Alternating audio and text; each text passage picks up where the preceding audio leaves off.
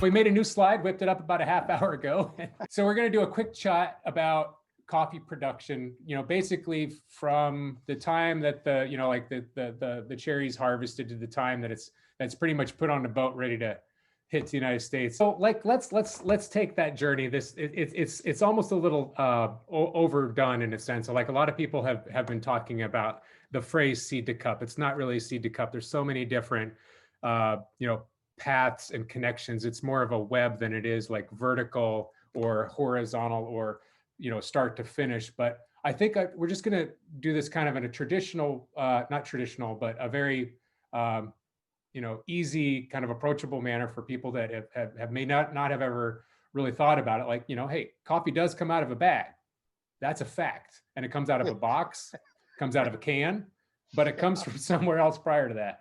Let's start with a little quiz here. What is this? And it's kind of a trick question. Okay, now I'm going to preface this. I guess this is Stump Marty. That's what we got for you today, which is great. And I'm going to live vicariously through you. You've gone to Origin. I've not been blessed with that trip yet. Okay. And so there's a whole lot of learning going on. That being said, can you tell where I'm heading with this is that those little teepee looking piles of sticks, I don't know. How about this?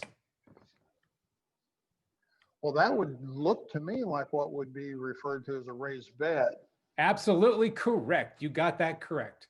That's a way that they store the bamboo, frames during the time in which they are setting up the beds or tearing them down, and that is the storage mechanism, the way in which they store their goods, and they use them year after year from season to the next season, the annual. So you are exactly correct. And when I walked upon this in this field, it's like, okay, this is where the drying, or this is where the coffee dries. We're going to talk about like what that means later. But I was like, what are all those little teepees and there's like a little house? And actually they do provide shade, and you can sit inside of it and get respite from the sun during the day. So it's kind of like this makeshift little shelter if you want it to be, or it's just to stack them.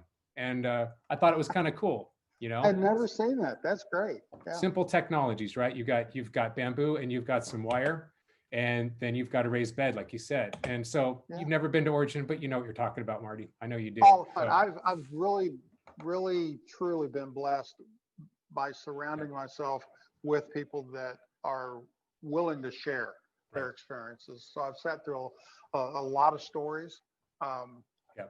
Well, I want to stop saying the O word, because I think that's also something that a lot of people are like, oh my gosh, why use that word? So I'm going to stop saying that. I have been to places where coffee grows, and it typically is not in Nebraska. There's a couple places in California you can do that too, but Mexico, Puerto Rico, and whatnot. But we'll talk about where the general production of coffee happens. So this is another raised bed with a little bit more, a thicker wood, a little bit of a, type of a mesh, and then some string underneath that. And that's really, again, I think that William on Thursday will talk to us more about why raised beds matter. And we're going to go through, but here's some dried parchment. This is in Honduras, David, which is a wonderful producer. I'm really excited about having his coffee. Actually, Arbor Day Coffee is going to be using his coffee and launching it probably in 2 weeks. So if you want some of David's coffee from Honduras and Santa Elena with Catracha community, this is one of the reasons why this coffee tastes great, is because of the way that he processes it, the way that he picks it, and the care of the exportation of this coffee. So I'm really proud to say that this is going to be great coffee. Get in touch with me as well. All right, well, let's jump into parchment. I love it. Have you ever jumped into like a container of parchment? I have not, but I kind of want to. It's sort of like, I don't know. Now I kind of think it'd be kind of fun to do. Anyway, kind of like wasteful thing to do and kind of embarrassing. So let's not do that.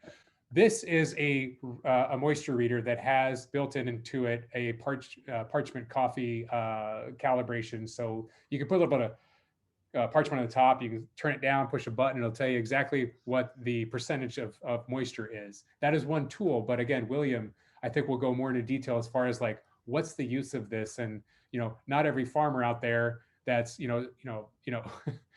producing coffee is going to even have the privilege or the Sure. finances to buy something like this. So how do they get that done? And how do they do it so well without this kind of technology?